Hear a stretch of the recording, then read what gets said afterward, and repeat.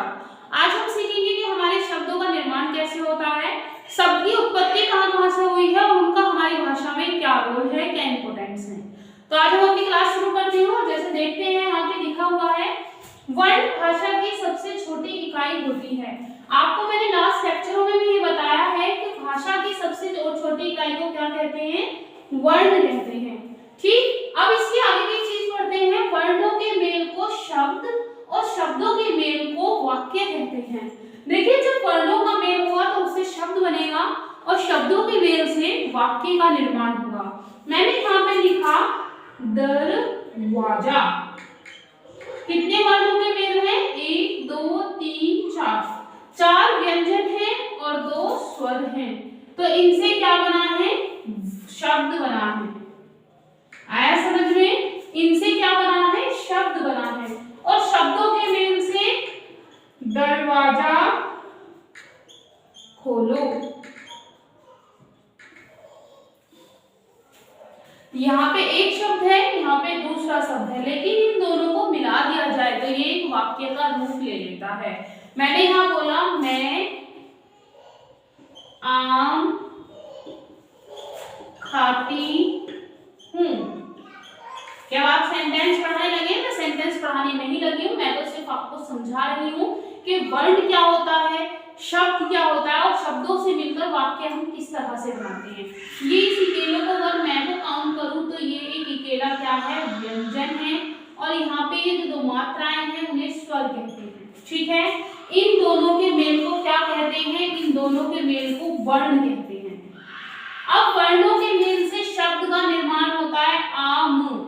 इन वर्णों के मेल से शब्द का निर्माण हुआ और शब्दों के मेल से वाक्य का निर्माण हुआ। तो पहली लाइन आई होप आप समझ गए होंगे कि वर्णों के मेल से शब्द और शब्दों के मेल से वाक्य का निर्माण होता है। अब नेक्स्ट लाइन में देख लेते हैं, शब्दों के बिना भाषा का कोई अस्तित्व नहीं होता है। अगर हमारी शब्दों का मीनिंग नहीं है, अगर हमारे शब्दों का अर्थ नहीं है तो हमारी भाषा का भी कोई अस्तित्व नहीं होगा। हमारे भाषाओं में शब्दों का होना जरूरी है। हम कहते हैं इंग्लिश हार्ड है, इंग्लिश हार्ड नहीं है। हमें इंग्लिश के वर्ड्स का मीनिंग नहीं पता होता है, इसलिए हमें समझ नहीं आता है कि सामने वाला क्या बोल रहा है। अब मैं बहुत सारे वोकैबुलरी याद कर लूं, बहुत सारे यूनिक से वर्ड्स याद कर लूं और मैं अभी अपनी वीडियो में ही इन वर्डों का यूज करने लगूं तो आपको मैं अट्रैक्टिव लगने लगूंगी कि हाँ भाई ये मैम बहुत अच्छा बोलते हैं, ये अपने वर्डों को बड़ा यूनिकली यूज करते हैं। सिंपल सी बात है, आप भी इसे कर सकते हैं, मैं भी इसे कर सकती हूँ, करती भी हूँ मैं। तो सिमिलर सी बात है, यहाँ पे वर्डों का मीनिंग पता होना सबसे ज्यादा इंपॉर्टेंट है।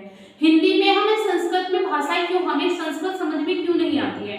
हमें संस्कृत इसलिए समझ में नहीं आती क्योंकि हमें उनके वर्ड का एक्चुअली मीनिंग नहीं पता होता है।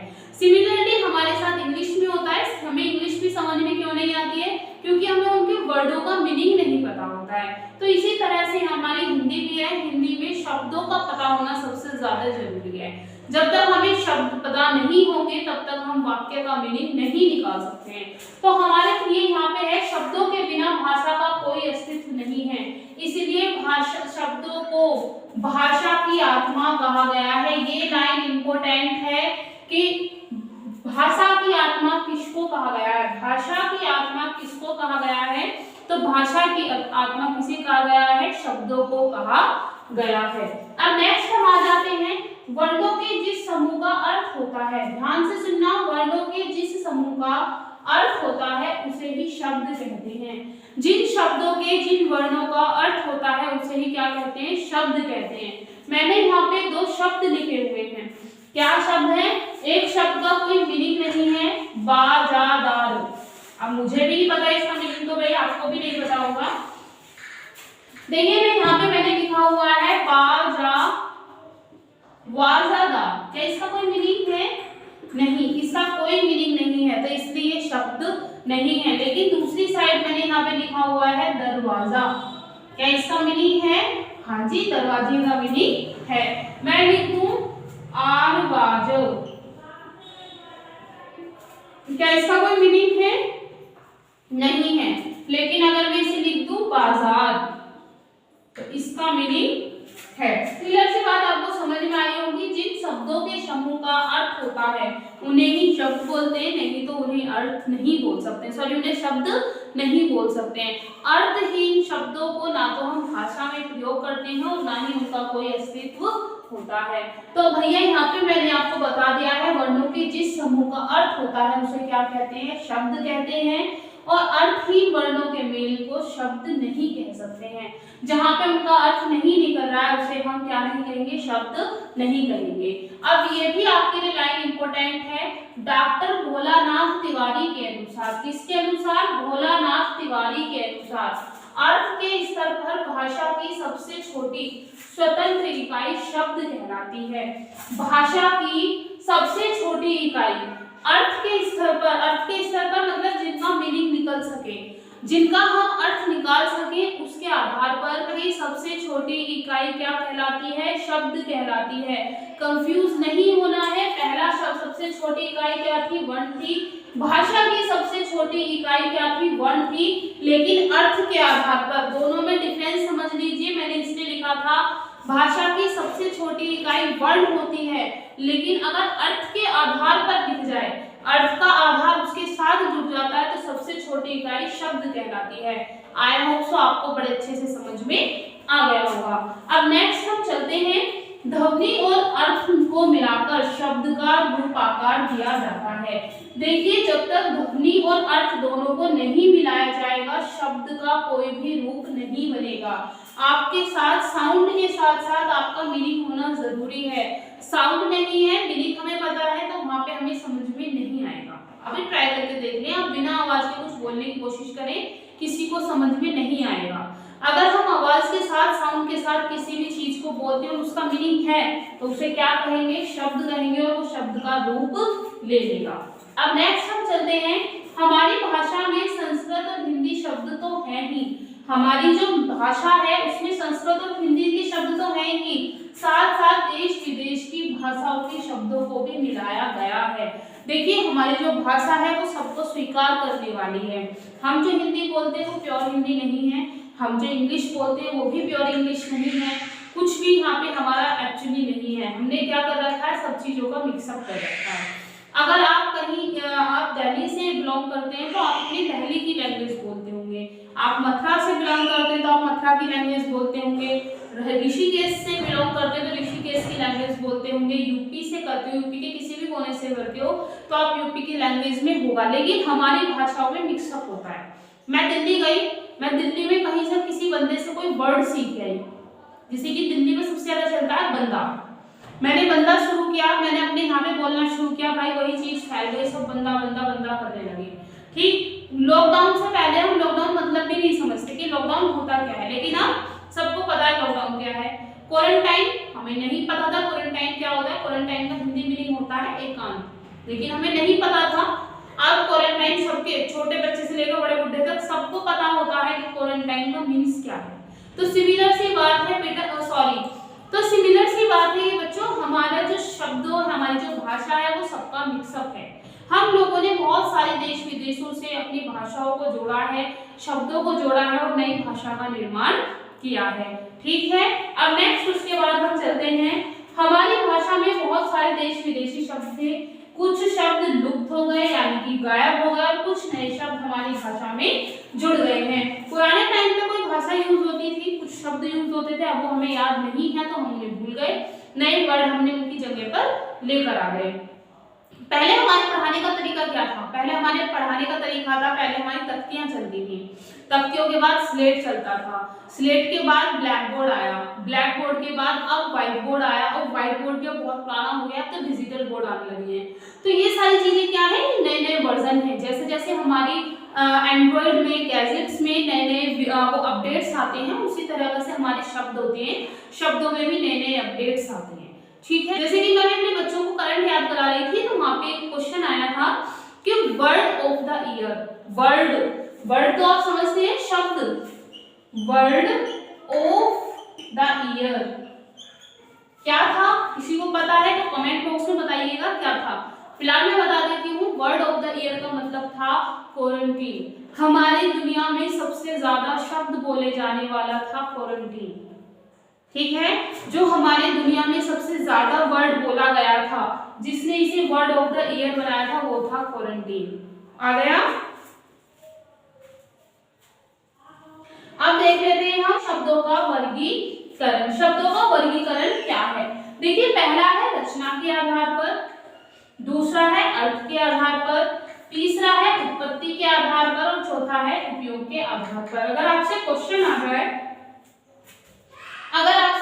आ जाए कि शब्दों का वर्गीकरण कितने रूप से किया गया है या शब्दों को कितने भागों में बांटा गया है, तो शब्दों को 4 भागों में बांटा गया है। पहला है रचना के आधार पर, दूसरा है अर्थ के आधार पर, तीसरा है उत्पत्ति के आधार पर और चौथा है प्रयोग के आधार पर। सिमिलर सी बात आपको आई होप समझ में आ गई होगी। अगर समझ में आई है तो बहुत अच्छी बात है। अगर आपको कोई कंफ्यूजन आते हैं तो मुझे बता देना, मैं आपको उसे दोबारा से करा दूंगी। तो आपको ये चीजें समझ में आई, रचना के आधार पर, अर्थ के आधार पर, उत्पत्ति के आधार पर और प्रयोग के आधार पर। अब आगे चलते हैं, देखते हैं, आगे देख लेते हैं। सबसे पहले हम देखते हैं रचना के आधार पर। रचना के आधार पर क्या लिखा हुआ है हम उसे देख लेते हैं।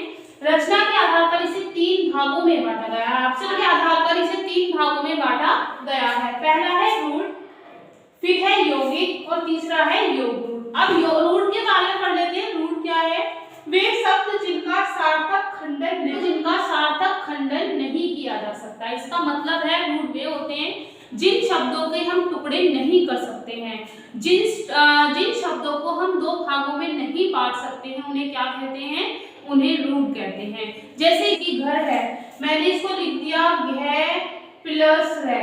आप कहेंगे ये तो हमने 2 भागों में बांट दिया, आप तो बेकार में बोल रहे हैं, 2 भागों में तो हमने बांट दिया। ऐसे शब्द जिनका हम 2 टुकड़ों में खंडन नहीं कर सकते हैं और इनका कोई अलग मतलब भी नहीं निकला है। ये अगर मैंने 2 टुकड़े करे हैं तो ये एक अलग वर्ण है और ये एक अलग वर्ण है, ये अपना खुद का कोई मतलब नहीं रखते हैं। तो समझ में आया? ऐसे शब्द जिनका हम खंडन नहीं कर सकते हैं, जिन्हें हम 2 अर्थपूर्ण शब्दों में अर्थपूर्ण खंडन नहीं कर सकते हैं, उन्हें ही क्या कहेंगे? रूढ़ कहेंगे। जैसे कि घर, मकान, पानी या लोटा। अब मैं घर के टुकड़े करके दिखा चुकी हूँ, मकान के देख लेते हैं। मैं के आने, मैं पान, क्या इनके कोई शब्द बन रहा है? नहीं। पानी, क्या इनका कोई शब्द बन रहा है? नहीं। तो ऐसे शब्द जिनका खंडन नहीं किया जा सकता है रूढ़ कहलाते हैं। अब यौगिक देख लेते हैं। 2 या 2 से अधिक शब्दों से मिलकर जब नया शब्द बनता है, मीन्स इसका मैंने लिखा हुआ है जिन शब्दों का खंडन किया जा सकता है और एक प्रत्येक खंडन अपना अर्थ रखता है, उसे क्या कहते हैं? यौगिक कहते हैं। यौगिक का मतलब आपको समझ में आया? ऐसे शब्द जिनका 2 भागों में खंडन किया जा सकता है और प्रत्येक खंडन अपना खुद का अर्थ रखता हो, उसे यौगिक रूढ़ कहेंगे, उसे यौगिक कहेंगे। आपको आई होप समझ में आ गया होगा कि रूढ़ वो था जिसका खंडन नहीं किया जा सकता है, जिसके टुकड़े नहीं किया जा सकते हैं। यौगिक वह है जिसके हम खंडन कर सकते हैं, टुकड़े कर सकते हैं। पहला मैंने लिखा विद्यार्थी, विद्या प्लस थी, विद्यार्थी दोनों का अलग मतलब है। पुस्तक प्लस आल्य, पुस्तक को रखने की जगह, आल्य जिसके आगे रख जाता है यानी कि वो उसका स्टोर हो जाता है। घर आल्य, पुस्तक आल्य, भवन आल्य। आल्य का मतलब पुस्तक प्लस आल्य। तो यहाँ पे ये समझ में आया आपको? ऐसे शब्द जिनका अलग अलग अर्थ निकलता हो वो सारे क्या आते हैं? यौगिक में आते हैं। अब यौगिक के भी 4 पार्ट हैं। पहला है संधि, दूसरा है समास, तीसरा है उपसर्ग और चौथा है प्रत्यय। अगर आपसे इन चारों को देकर पूछ ले जाए ये निम्नलिखित में से किसके अंतर्गत आते हैं, तो ये यौगिक के अंतर आते हैं। रचनात्मक के आधार पर यौगिक के अंतर्गत ये 3 शब्द आते हैं। आई होप आपको समझ में आ गया होगा। अब नेक्स्ट आते हैं यौगिक रूढ़। यौगिक रूढ़ क्या है? 1 से अधिक शब्द से बना नया शब्द, 2 शब्दों से या 1 से अधिक शब्दों से बना नया शब्द जिसका अपना अर्थ त्याग कर वह कोई विशेष अर्थ को स्वीकार कर लेता है। ऐसा शब्द जो 2 शब्दों से मिलकर बना है और अपने अर्थ को त्याग कर किसी दूसरे के अर्थ को स्वीकार कर लेता है, विशेष अर्थ को स्वीकार कर लेता है, उसे ही क्या कहते हैं? उसे ही यौगिक रूढ़ कहते हैं। समझ में आया? आपको पता है ऐसे शब्द जो अपना अर्थ त्याग कर किसका अर्थ अपना लेते हैं? किसी विशेष का अर्थ अपना लेते हैं, उसे यौगिक रूढ़ कहते हैं। लंबोदर, अगर कोई नहीं किसी को प्रायवाची याद नहीं है तो वो लंबोदर को किससे डिनोट करेगा? लंबा से, यानी कि लंबे से डिनोट करेगा। तो भैया यहाँ पे इसे किससे डिनोट किया गया है? गणेश से। लंबोदर का मतलब यहाँ पे गणेश को कहा गया है। दिनकर, दिनकर को हम दिन से डिनोट करेंगे अगर इसके मीनिंग को देखें, लेकिन इसे किससे बताया गया है? सूर्य से बताया गया है। अब नेक्स्ट आ जाते हैं अर्थ के आधार पर। देखिए अर्थ के आधार पर देख लेते हैं क्या होते हैं। अर्थ के आधार पर दो हैं, एक सार्थक और एक निरर्थक। अगर आपसे क्वेश्चन आ जाए कि अर्थ के आधार पर कितने हैं, तो दो हैं, एक सार्थक और एक निरर्थक। अब सार्थक पढ़ लेते हैं। जब किसी शब्द का अर्थ सभी को आसानी से समझ में आ जाए, बोलने वाला और सुनने वाला दोनों आसानी से जब शब्दों को बता सके, सुना सके, समझा सके, उन्हें ही क्या कहते हैं? सार्थक शब्द कहते हैं। आई होप समझ में आया है। देखिए जब किसी शब्द को अर्थ सभी लोग आसानी से समझ ले, बताने वाला और सुनने वाला किसी चीज को आसानी से सुन लेता है, समझ लेता है, तो उसे सार्थक बोलते हैं। मैंने कहा पानी, क्या आपके दिमाग में आने गया होगा? पानी पता है भाई, पानी। कपड़ा, कुत्ता, तो आपको पता है। मैंने कहा गाय, तो हमें पता है एक सार्थक शब्द है ये, कि गाय का मतलब जिसके चार पैर हैं, दो सींग है, पूंछ है, हमारी माता लगती है, गाय माता, गौ माता। तो सिंपल सी बात आपको समझ में आई होगी। अब हम आते हैं निरर्थक। जिस शब्द का अर्थ समझा न जा सके, जिस शब्द का अर्थ समझा न जा सके, अर्थात ऐसा शब्द जो अपने अर्थ को स्पष्ट नहीं कर सकता है। निरर्थक का मतलब है ऐसा शब्द जिसे कोई स्पष्ट नहीं कर सकता है। स्पष्ट का मतलब हमें समझ में नहीं आ रहा है, उसके लिए कोई विशेषज्ञ ही चाहिए समझाने के लिए। हमें संस्कृत के शब्द समझ में नहीं आते हैं। अहम, मुझे भी नहीं पता, हो सकता है इसका मतलब हम होता है। तो भैया हमें संस्कृत समझ में नहीं आती, तो इसे कौन समझाएगा? कोई संस्कृत का टीचर ही हमें समझाएगा। ऐसे बहुत सारे शब्द हैं। कुकुर, मुझे पता है कुकुर का मतलब तो वही इतना भी नहीं है, कुकुर का मतलब शायद कुत्ता होता है। तो ये सारी चीजें क्या होती हैं? ये संस्कृत जिसने नहीं पढ़ी उसे नहीं पता होगा। तो ऐसे शब्द जिन्हें कोई विशेष बंदा ही समझा सकता है, उनका मतलब समझा सकता है। तो एक तो ये वाले हो गए, दूसरे ये वाले हो गए पानी और वाणी। भैया पानी का मतलब हमें पता, वाणी का मतलब क्या होता है? बेवजह जिन वर्डों को लगा देते हैं, दुकान और दुकान, ठीक है, मोटा छोटा। तो ये सारी चीजें किसमें आएंगी? निरर्थक शब्दों में आएंगी। अब उसके बाद है एकार्थी। अर्थ के आधार पर इन्हें चार भागों में बांटा गया है: एकार्थी, अनेकार्थी, पर्यायवाची और विपरीतार्थी। समझ में आया? एकार्थी का मतलब जिसे बहुत बड़ा वाक्य होता है, एक शब्द लिखा होता है, इंग्लिश में जिसे बोलते हैं वन वर्ड। अनेकार्थी जिसके बहुत सारे अनेक से अर्थ हो, जस्ट लाइक सिनोनियम। पर्यायवाची सिनोनियम्स में ही आते हैं, और विपरीत यानी कि अपोजिट वर्ड। तो आई होप आपको समझ में आया होगा। आज के लिए इतना ही, आगे का मैं आपको कल कराऊंगी। अगर आपको पसंद आया हो तो लाइक शेयर सब्सक्राइब कीजिएगा। मैंने अपना काम किया, आप भी अपना काम कीजिए, चैनल को प्रमोट कीजिए, लाइक शेयर और सब्सक्राइब कराइए। Thank you, bye bye, good luck.